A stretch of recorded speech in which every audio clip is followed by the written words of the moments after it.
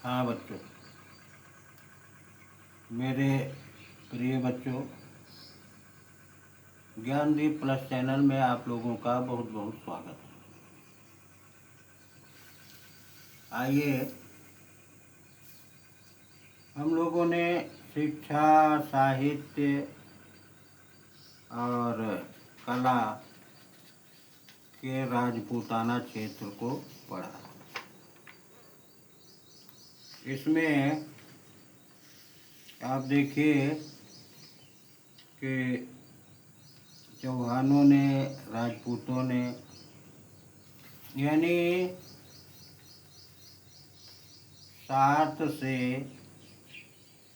11वीं 7वीं सदी से 11वीं शताब्दी तक राजपूतों का राज भारत देश पर था।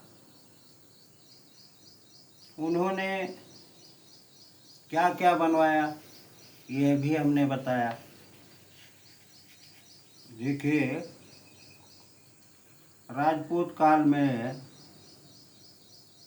भुवनेश्वर का लिंगराज मंदिर बना, कोणार्क का सूर्य देव मंदिर बना, खजुराहो के भरतनाट्यम में नृत्य करती नर्तकी को बनाया और उन्होंने उत्तर भारतीय मंदिर को बनाया और दक्षिण भारतीय मंदिर को बनाया।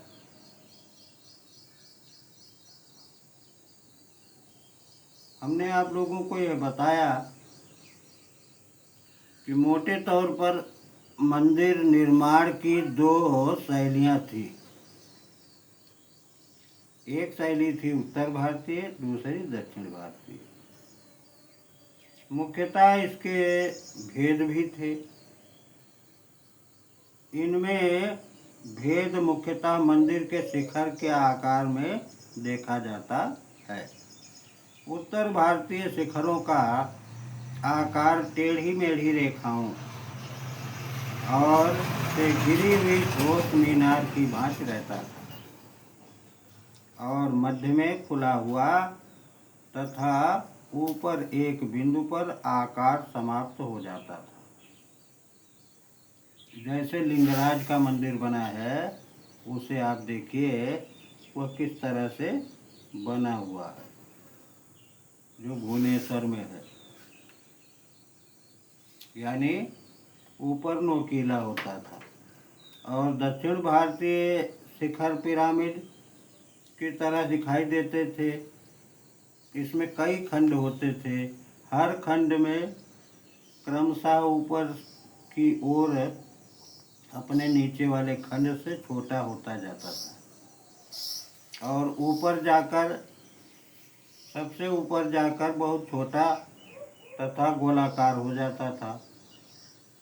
इन मंदिरों की स्तंभों दक्षिण भारत के मंदिरों के स्तंभों का मुख्य स्थान है और उत्तर भारत के मंदिरों में इनका सर्वथा अभाव दिखाई देता है। आप ये भी जान लीजिए कि बंगाल का सेन वंश जो था, सामंत सेन ने सेन वंश की स्थापना की और बल्लाल सेन, लक्ष्मण सेन इस वंश के प्रमुख शासक रहे। सेन शासनकाल में संस्कृत साहित्य का अत्यधिक विकास हुआ। इसी काल में जयदेव ने प्रसिद्ध गीत गोविंद की रचना भी की। अब आगे हम देखते हैं कि दक्षिण भारत जो 6ठी शताब्दी से 11वीं शताब्दी तक माना जाता है। दक्षिण भारत की प्राथमिक जानकारी हमें सम्राट अशोक के अभिलेखों तथा संगम साहित्य से प्राप्त होती है। संगम साहित्य में हमें दक्षिण के 3 राज्यों चेर, चोल और पांड्य राज्यों का वर्णन मिलता है। 6ठी शताब्दी से 11वीं शताब्दी के बीच दक्षिण भारत में कुछ नवीन राज्यों का उदय हुआ, यानी नए राज्य बनाए गए, जैसे विंध्य पर्वत तथा नर्मदा नदी उत्तर भारत को दक्षिण भारत से अलग करती। विंध्य पर्वतमाला से लेकर के कन्याकुमारी तक के विशाल भूभाग को दक्षिण भारत कहते हैं। इसका आकार बिल्कुल त्रिभुज के समान है।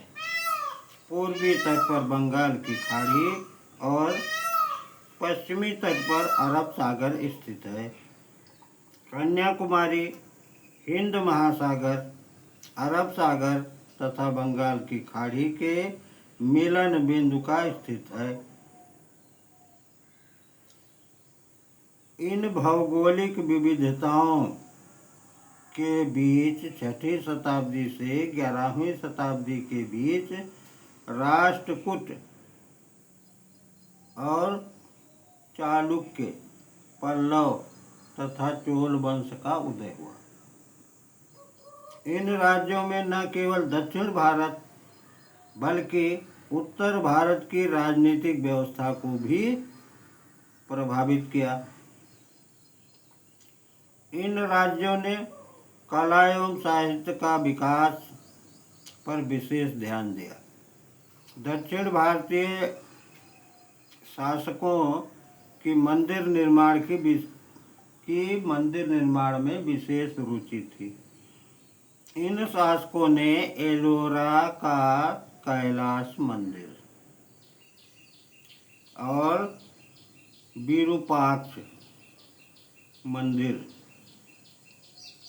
बृहदेश्वर मंदिर, महाबलीपुरम मंदिर का रथ मंदिर जैसे विश्व प्रसिद्ध मंदिरों का निर्माण करवाया। उन्होंने भारतीय कला एवं संस्कृति को दूर दराज के देशों में भी फैलाया। देखिए वो शासक जो थे कितने महान थे। अब राष्ट्रकूट वंश में मान्यखेट को हम देखते हैं। राष्ट्रकूट वंश का प्रथम शासक दंतिदुर्ग था। इन्होंने अपनी राजधानी मान्यखेट को बनाया, जो आधुनिक सोलापुर महाराष्ट्र के नज़दीक थी। दंतदुर्ग के बाद कृष्ण प्रथम शासक बना। कृष्ण प्रथम ने एलोरा के प्रसिद्ध कैलाश मंदिर का निर्माण कराया। बच्चों देखो, इनमें मंदिर बनवाने की कितनी रुचि थी। इन्होंने मंदिरों की भरमार कर दी। और चालुक्य देखिए, वातापी, चालुक्य वंश के संस्थापक पुलकेशित प्रथम थे। इन्होंने वातापी को अपनी राजधानी बनाया। वातापी का आधुनिक नाम बादामी है, जो कर्नाटक राज्य के बागलकोट जिले में स्थित है। इसी वंश के प्रतापी शासक पुलकेशिन द्वितीय ने उत्तर भारत के सम्राट हर्षवर्धन को युद्ध में पराजित किया था। चालुक्य शासकों ने कई मंदिरों का निर्माण कराया, जिनमें वातापी का विरूपाक्ष मंदिर बहुत ही प्रसिद्ध है। बच्चों, जहाँ से भी इस चैनल को हम लोग देख रहे हैं, पढ़ रहे हैं और सुन रहे हैं, इस चैनल को लाइक कीजिए, शेयर कीजिए और सब्सक्राइब कीजिए। परंतु इसके साथ साथ आप लोग कमेंट में 2 शब्द लिखना ना भूलिए, ताकि हमें भी यह अवगत हो सके कि आप लोग पढ़ रहे हैं अथवा नहीं। धन्यवाद।